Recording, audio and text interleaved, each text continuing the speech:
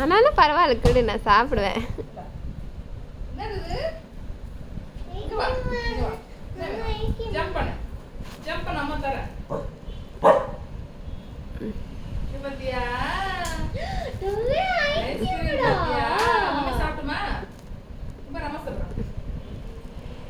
அவன் சாப்பிட்டுட்டே இருக்கும்போது வந்து வாங்குவாங்க. Jump jump Rocky jump jump Rocky jump உட்கார சொல்ல அவன ஜம்ப் பண்ண சொல்லிச்சு. ராக்கி ஜம்ப் ஜம்ப் பண்ணு தம்பி.